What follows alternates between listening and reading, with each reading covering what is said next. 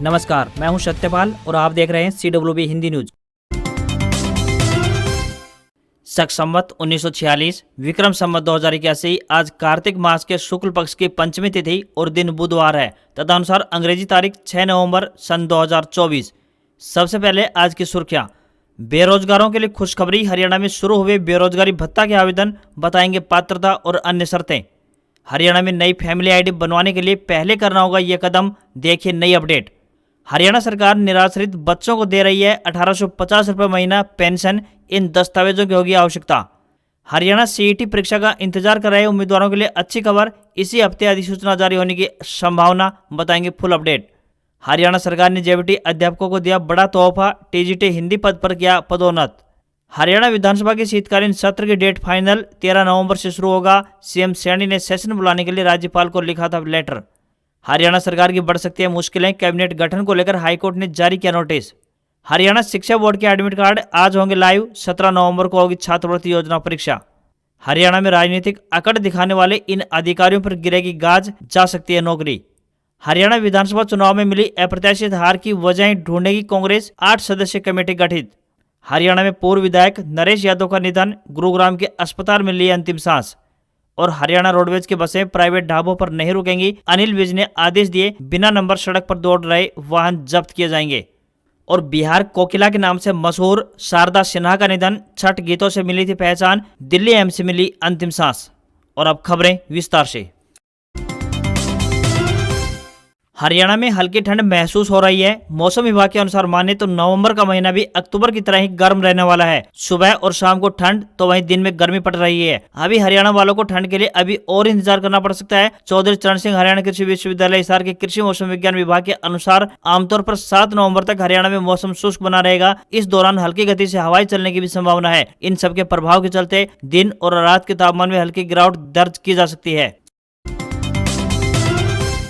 Delhi university के Meghdoot hostel में cook और हाउसकीपर के पदों पर भर्ती निकली है। उम्मीदवार हॉस्टल के ऑफिशियल वेबसाइट meghdoothostel.du.ac.in पर जाकर आवेदन कर सकते हैं। एजुकेशनल क्वालिफिकेशन की बात करें तो किसी भी मान्यता प्राप्त बोर्ड से 12वीं या फिर इसके समकक्ष परीक्षा पास होनी चाहिए। इंडियन और वेस्टर्न डिश बनाने का भी अनुभव होना चाहिए। वहीं हाउसकीपर के लिए किसी भी विषय में ग्रेजुएशन की डिग्री होनी चाहिए। आयु सीमा की बात करें तो पद के अनुसार अधिकतम 30 से 45 वर्ष तय की गई है। सिलेक्शन प्रोसेस की बात करें तो टेस्ट या इंटरव्यू के बेसिस पर होगा।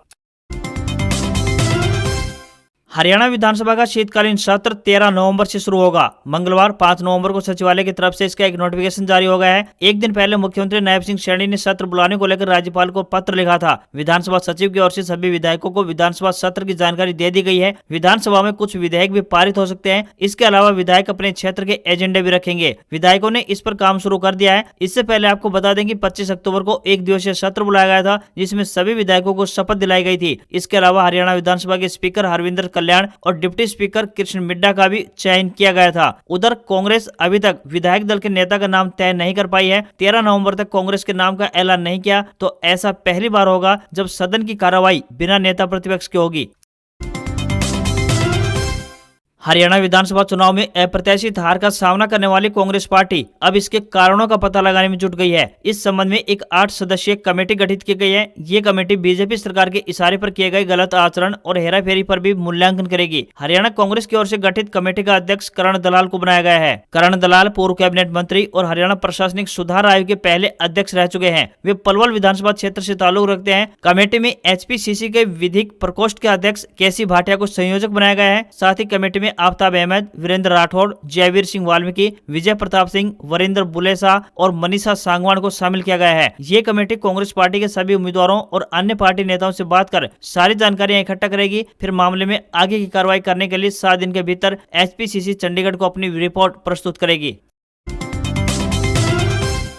हरियाणा की बीजेपी सरकार के मुख्यमंत्री नायब सिंह सैनी के मंत्रिमंडल में 14 मंत्रियों को शामिल करने के मामले को लेकर पंजाब एंड हरियाणा हाईकोर्ट में सुनवाई हुई। इस मामले की सुनवाई करते हुए हाईकोर्ट ने केंद्र और हरियाणा सरकार को नोटिस जारी कर जवाब मांगा है। वकील जगमोहन भट्टी द्वारा पंजाब एवं हरियाणा हाईकोर्ट में याचिका दायर की गई है, जिसमें कहा गया है कि संविधान के 91वें संशोधन के तहत हरियाणा राज्य में कैबिनेट मंत्रियों की संख्या विधानसभा के कुल विधायकों की संख्या की 15% होनी चाहिए। नियम के मुताबिक मंत्रिमंडल में मंत्रियों की संख्या 15% से ज्यादा नहीं हो सकती है। है। हरियाणा विधानसभा में कुल विधायकों की संख्या 90 है। ऐसे में संविधान के संशोधन के अनुसार मंत्रिमंडल में अधिकतम मंत्री 13.5 हो सकते हैं, लेकिन हरियाणा में इस समय 14 मंत्री हैं और ये संविधान में संशोधन का उल्लंघन है। याचिका में आरोप लगाया गया है कि विधायकों को खुश करने के लिए मंत्रियों की संख्या बढ़ाई जा रही है और उनकी सैलरी, भत्ते आदि का भुगतान जनता की गाड़ी कमाई से हो रहा है। इस मामले की अगली सुनवाई अब 19 दिसंबर को होगी।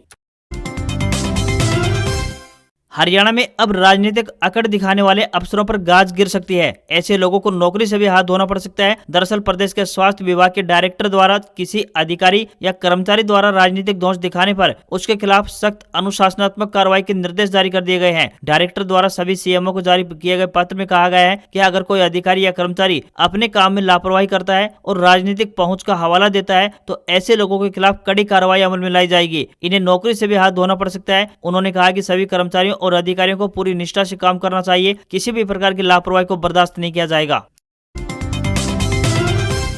हरियाणा में महेंद्रगढ़ जिले की अटेली विधानसभा सीट से विधायक रहे नरेश यादव का मंगलवार 5 नवंबर को निधन हो गया। नरेश यादव 61 साल के थे। दीपावली पर उनके पेट में इन्फेक्शन हो गया था, तभी से उनका गुरुग्राम के एक प्राइवेट अस्पताल में इलाज चल रहा था। यही उन्होंने सुबह अंतिम सांस ली। दोपहर करीब 2 बजे पैतृक गाँव राता कला में नरेश यादव का अंतिम संस्कार किया गया। उनकी अंतिम यात्रा में बड़ी संख्या में शहर के लोग भी शामिल हुए। नरेश यादव का जन्म 1 फरवरी 1963 को हुआ था। वे हरियाणा युवा किसान संघर्ष समिति के अध्यक्ष भी थे। वह हिसार यूनिवर्सिटी के छात्र संघ के प्रधान रहे। साल 1991 में उन्होंने राजनीति में कदम रखा और हरियाणा विकास पार्टी से महेंद्रगढ़ लोकसभा सीट से चुनाव लड़ा। अपने पहले चुनाव में उन्हें हार का सामना करना पड़ा। इसके बाद 1996 में उन्होंने अटेली विधानसभा से बसपा की टिकट पर चुनाव लड़ा। तो वहीं 2005 में उन्होंने कांग्रेस के राव नरेंद्र सिंह को हराकर निर्दलीय उम्मीदवार के रूप में विधानसभा चुनाव जीता था। नरेश यादव ने 5 बार विधानसभा का तो वहीं 1 बार लोकसभा का चुनाव लड़ा। वे पिछले 4 साल से कांग्रेस के साथ जुड़े हुए थे। उन्होंने इस बार लोकसभा और विधानसभा चुनाव नहीं लड़ा। लोकसभा चुनाव में उन्होंने भिवानी महेंद्रगढ़ लोकसभा सीट से कांग्रेस उम्मीदवार रहे राव दान सिंह का साथ दिया। तो वहीं विधानसभा चुनाव की बात करें तो इस बार अटेली से इनेलो और बसपा के उम्मीदवार रहे ठाकुर अतरलाल का साथ दिया था। हरियाणा में रोडवेज की बसें अब प्राइवेट ढाबों पर नहीं रुकेंगी। जिस प्रकार से रेलवे ने अपने यात्रियों के लिए कैंटीन बनाई हुई है, इसी तर्ज पर प्रदेश के बस स्टैंड पर कैंटीन बनाने के लिए भी संभावनाएं तलाशी जाएं, ताकि बस स्टैंड पर आने वाले यात्रियों के लिए कैंटीन को खोलकर बेहतर व्यवस्थाएं दी जा सके। ये आदेश परिवहन मंत्री अनिल विज ने परिवहन विभाग की मीटिंग में अधिकारियों को दिए हैं। अनिल विज ने कहा कि ढाबों पर बसों के न रुकने के आदेश अभी से लागू कर दिए गए हैं। जो ड्राइवर बसों को प्राइवेट ढाबों पर रोकेंगे उन पर कार्रवाई की जाएगी। अनिल विज ने यह भी कहा कि देखने में आया है कि हरियाणा में कई वाहन बिना नंबर प्लेट के चलते हैं। अब ऐसा नहीं होगा। बिना वाहन या फिर नंबर प्लेट के कोई भी वाहन चलेगा तो उसे जब्त कर लिया जाएगा। बैठक में अनिल विज ने सुझाव दिया कि रोडवेज बसों की टाइमिंग के लिए एक डिजिटल ऐप बनाई जाए, जिसे जीपीएस से कनेक्ट किया जाए। रेलवे की तरह बसों का टाइम भी ऐप पर दिखे। साथ ही यह भी पता लगेगा कि बस किस रूट पर चल रही है और कितने बजे तक गंतव्य स्थान पर पहुंचेगी। इस ऐप के जरिए अधिकारियों को भी बसों की निगरानी करने में आसानी होगी। साथ ही लोग भी बसों की टाइमिंग देख पाएंगे। इससे छात्रों और ग्रामीण रूट पर लोगों को ज्यादा आसानी होगी। इसके अलावा प्राइवेट बसों को भी इस नियम का पालन करना होगा। अनिल विज ने अधिकारियों से कहा कि हरियाणा के जिन भी बस स्टैंड की मेंटेनेंस होनी है, तुरंत प्रभाव से कार्रवाई की जाए। अगर आप हरियाणा सरकार से पेंशन प्राप्त कर रहे हैं तो आपके लिए आज की खबर अहम होने वाली है। इसी महीने नवंबर में आपको पेंशन का लाभ लेने के लिए जीवन प्रमाण पत्र यानी कि लाइफ सर्टिफिकेट जमा करवाना अनिवार्य है। ऐसा न करवाने की स्थिति में आपको परेशानी का सामना करना पड़ सकता है। इस विषय में जानकारी देते हुए जिला खजाना अधिकारी संजय छोकर ने बताया कि वे लोग जो हरियाणा सरकार से सेवानिवृत्त हैं और जो खजाना कार्यालय फरीदाबाद में या फिर उप खजाना कार्यालय बल्लभगढ़ से पेंशन का लाभ प्राप्त कर रहे हैं, उन्हें नवंबर के महीने में जीवन प्रमाण पत्र जमा करवाना जरूरी है। इसके लिए शेड्यूल जारी किया गया है। पेंशनर के नाम के पहले अक्षर के अनुसार विभिन्न तिथियां निर्धारित की गई हैं। इन तिथियों के हिसाब से ही खजाना कार्यालय में जीवन प्रमाण पत्र जमा करवाने जाएंगे। इस दौरान पेंशनर को पीपीओ बुक, आधार कार्ड व मोबाइल फोन भी साथ लेकर आना होगा। आज के समय में नौकरी पाना बहुत ज्यादा मुश्किल हो चुका है। सरकारी हो या प्राइवेट, दोनों ही नौकरियों के लिए युवाओं को धक्के खाने पड़ते हैं। ऐसे में सरकार द्वारा बेरोजगार युवाओं के हित में अनेक कल्याणकारी योजनाएं चलाई जा रही है। इन्हीं में से एक है हरियाणा बेरोजगारी भत्ता। पात्र बेरोजगार युवाओं को सरकार द्वारा हर महीने आर्थिक सहायता राशि मुहैया करवाई जाती है। बता दें कि आवेदन प्रक्रिया शुरू हो चुकी है। इच्छुक अभ्यर्थी आधिकारिक वेबसाइट www.hreyahs.gov.in पर जाकर ऑनलाइन आवेदन कर सकते हैं। इसके लिए 30 नवम्बर तक की अंतिम तिथि निर्धारित की गई है। पात्रता एवं शर्तों की बात करें तो आवेदनकर्ता कहीं भी नौकरी न कर रहा हो, आवेदनकर्ता किसी भी अन्य सरकारी योजना का लाभ भी न ले रहा हो, आवेदक की वर्तमान में पढ़ाई जारी न हो, वहीं आवेदक का नाम बेरोजगार कार्यालय में पिछले 3 साल से दर्ज होना जरूरी है। आवेदक की उम्र 21 से 35 साल के बीच होनी चाहिए। तो वहीं आवेदक कम से कम 12वीं पास होना जरूरी है। जो युवा 12वीं पास कर चुके हैं उन्हें 1200 रुपए, स्नातक अभ्यर्थियों को 2000 रुपए और स्नातक व स्नातकोत्तर अभ्यर्थियों को 3500 रुपए प्रति माह की आर्थिक सहायता राशि प्रदान की जाएगी। ये राशि पात्र आवेदकों के खातों में हर महीने ट्रांसफर कर दी जाएगी।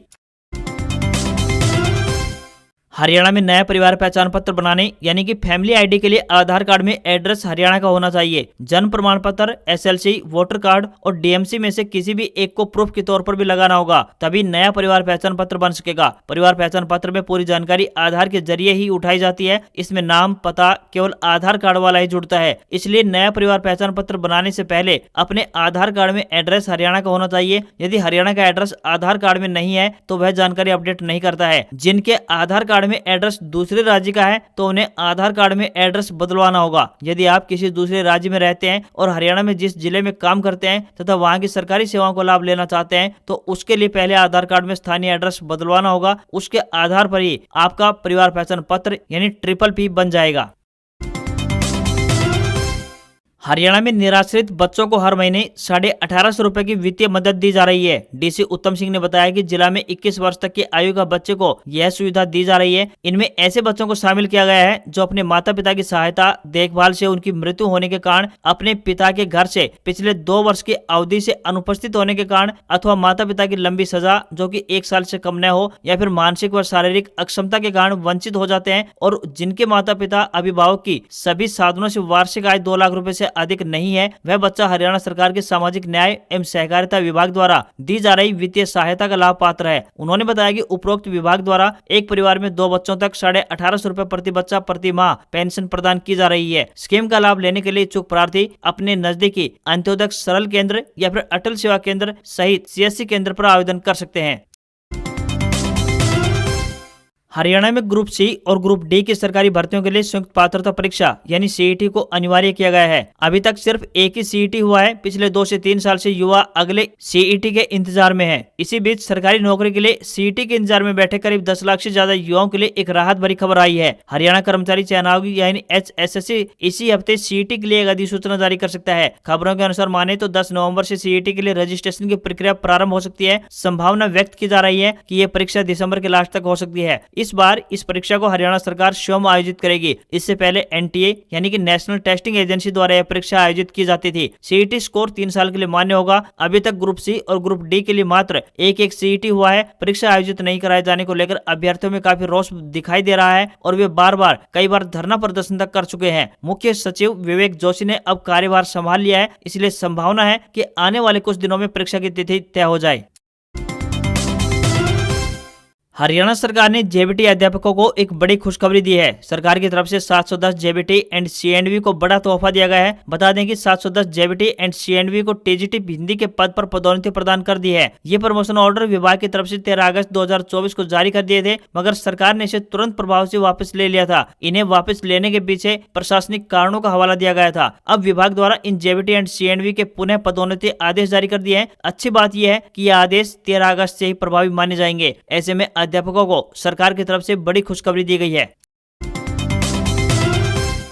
भारतीय शेयर बाजार में सेंसेक्स दिन के निचले स्तर यानी 78,296 से 1180 अंक संभला। दिन भर के कारोबार के बाद यह 694 अंक की तेजी के साथ 79,476 के स्तर पर बंद हुआ। निफ्टी भी दिन के निचले स्तर यानी 23,842 से 371 अंक संभला और यह 217 अंक की तेजी के साथ 24,213 के स्तर पर क्लोज हुआ। NSE के मेटल सेक्टर में सबसे अधिक यानी 2.84% की तेजी दिखाई दी। वहीं HDFC bank, ICICI bank, axis bank और SBI ने बाजार को सबसे ज्यादा ऊपर चढ़ाने का काम किया, जबकि ITC, इन्फोसिस और भारतीय एयरटेल ने बाजार को नीचे खींचा। सोने की कीमत में तेजी और चांदी के दाम में गिरावट देखने को मिली है। 10 ग्राम 24 कैरेट सोने की कीमत 48 रुपए बढ़कर 78,566 रुपए हो गई है, तो वही चांदी के भाव में 221 रुपए की गिरावट रही और ये 94,261 रुपए प्रति किलोग्राम के दाम पर आ गई। दिल्ली में 10 ग्राम 22 कैरेट सोने की कीमत 73,700 रुपए और 10 ग्राम के 24 कैरेट सोने की कीमत 80,390 रुपए पहुंच गई है। आज खबरों में इतना ही। देखते रहिए आपका अपना हरियाणा का सबसे बेहतरीन news channel CWB Hindi news. नमस्कार। इसी आशा के साथ आपका दिन शुभ रहे।